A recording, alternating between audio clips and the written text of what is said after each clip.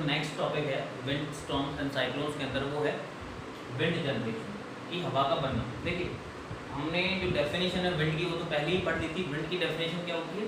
Moving air is known as wind. अगर हवा है वो बह रही है तो उसको हम क्या बोल सकते हैं? विंड बोल सकते हैं। अब विंड का जनरेशन कैसे होता है? देखिए विंड का जनरेशन होने के लिए केवल एक चीज़ की रिक्वायरमेंट होती है, टेम्परेचर डिफरेंस की।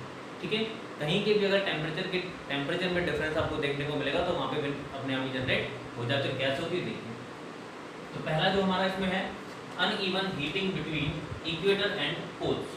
तो इक्वेटर है और पोल्स, उनकी अनइवन हीटिंग, यानी अनइवन मतलब जब सेम चीज़ें आपकी सेम नहीं होती, डिफरेंट होती है, तो उसको हम बोलते हैं अनइवन। देखिए इक्वेटर क्या होता है पहले आपको बताया था।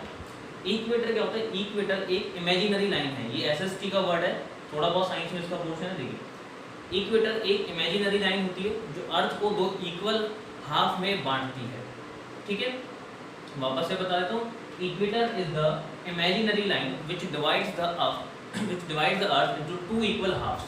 ठीक है, कौन कौन से वो हाफ होते हैं? तो पहला हाफ होता है सदर्न हेमिस्फेयर और दूसरा हाफ होता है नॉर्दर्न हेमिस्फेयर। ठीक है, एक साउथ वाला पोर्शन और एक नॉर्थ वाला पोर्शन। तो साउथ वाले पोर्शन को हम बोलते हैं सदर्न हेमिस्फेयर और नॉर्थ वाले पोर्शन को हम बोलते हैं नॉर्दर्न हेमिस्फेयर। ठीक है, तो ये होता है। अब देखिए जैसे ही हम क्या अर्थ अपनी जो होती है, आप डायग्राम में देखेंगे अर्थ का एक डायग्राम बना रखा है, वहाँ पे लॉन्गिट्यूड और लैटिट्यूड वाली लाइन्स है। तो 0 डिग्री से लेकर 30 डिग्री लैटिट्यूड की तरफ चलते हैं। ठीक है, यानी कि आप इक्वेटर की ओर मूव कर रहे हैं। ठीक है, तो वहाँ पे आपको टेम्परेचर ज़्यादा देखने को मिलता है। फिर आप लैटिट्यूड में 60 डिग्री की तरफ चले जाएंगे तो आप आ जाएंगे पोलर रीजन की तरफ, वहाँ पे आपको टेम्परेचर बहुत कम हो जाएगा, यानी कि वहाँ का जो पोलर रीजन है वो अगर टेम्परेचर बहुत कम होता है वो होते हैं कोल्ड। इक्वेटर देखिए गर्म भी होते हैं। इक्वेटर में जो सनलाइट आती है वो सीधी इस प्रकार से आती है, ऐसे। ठीक है, ऐसे सीधी आती है इक्वेटर पे, क्योंकि ये अर्थ के बीच वाला हिस्सा है। तो इक्वेटर पे जो सनलाइट एकदम सीधी आती है तो वहाँ गर्मी बहुत तेज पड़ती है। बात करें पोल्स की, पोल्स में जो सनलाइट आती है वो आती है स्लैंटिंग मैनर में, ऐसे थोड़ी टेढ़ी, वो आती है ऐसे टेढ़ी। ठीक है, इस प्रकार से टेढ़े वाले मैनर में, इसलिए इक्वेटर पे तो बहुत ज़्यादा गर्मी होती है और यहाँ पे बहुत ज़्यादा ठंड पड़ती है। ठीक है, अब इससे क्या होगा, ये हवाएं कैसे चलेंगी? ठीक है, देखिए इक्वेटर पे जब गर्मी पड़ी तो वहाँ की जो लैंड फॉर्म है, वहाँ की जो जमीन है वो गर्म हुई, तो वहाँ की जो एयर है उस लैंड की वजह से वो भी गर्म हो जाएगी। तो गर्म एयर क्या करती है? ऊपर उठती है हमेशा। वार्म एयर राइजेस अप, जब वार्म एयर वहाँ से ऊपर उठ जाएगी तो वहाँ पे जगह खाली हो जाएगी, तो पोलर रीजन से ठंडी हवाएं आएंगी और क्या करेंगी? इस जगह को यहाँ से ऑक्यूपाई कर लेंगी। ठीक है, तो सीधी सी बात है, जब गर्म हवा राइजेस अप कर चुकी है तो ठंडी हवाएं क्या करेंगी? उस जगह को ऑक्यूपाई कर लेंगी, तो वो कहाँ पे आ जाती है? इक्वेटर पे आ जाती है। और यही प्रोसेस कंटिन्यू अर्थ पे होता रहता है और ऐसे करके हवाएं चलने लग जाती है। ठीक है, अगला देखते हैं, अगला टॉपिक अपना है uneven heating of land and water. देखिए uneven heating of land and water, आपने सी ब्रीज और लैंड ब्रीज के बारे में सुना ही होगा। ठीक है, वो भी एक प्रकार की हवाएं हैं, लेकिन हम यहाँ पे जो पढ़ने वाले हैं मॉनसून विंड्स के बारे में पढ़ने वाले हैं। ठीक है, अब इमेजिन करिए एक ऐसी लैंडफॉर्म है, ये कोई भी एक लैंडफॉर्म देख लीजिए, यहाँ पे इसकी साइड में एक तरफ वाटर है। क्या है? वाटर। अब सनलाइट आ रही है भाई, ये सनलाइट, ये सन है, तो सेम रूप से सबके पास हीट एनर्जी जाएगी, लेकिन फिर भी क्या होता है, जो लैंड है, जो ये वाला जो हिस्सा है, वाटर के कंपैरिजन में जल्दी गर्म होगा। ठीक है, तो यहाँ की जो हवाएं हैं वो ऊपर उठेंगी धीरे धीरे, ऐसे ऊपर की तरफ जाएंगी सारी हवाएं।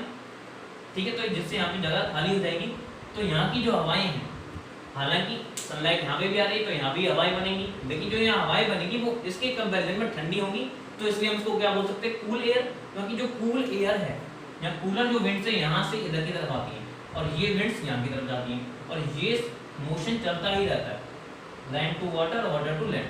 ठीक है, इस प्रकार से आपकी मॉनसून विंड्स आती हैं। यहाँ पे जो क्लाउड फॉर्म होंगे यानी ठंडी एयर वाले, वो क्लाउड यहाँ पे आ जाएंगे। ठीक है, जब क्लाउड यहाँ पे आ जाएंगे तो हमें पता है क्लाउड्स में क्या होता है, बादलों में पानी होता है, वो पानी कंडेंस होता है और उसकी बारिश जमीन पे होने लग जाती है। इस प्रकार से मॉनसून विंड्स आती हैं। कब आती हैं? वापस से सुन लीजिए, जब लैंड फॉर्म की और वाटर की टेम्परेचर में थोड़ा डिफरेंस हो तो वाटर से हवाएं चल के लैंड की तरफ आती है और उन हवाओं में नमी होती है।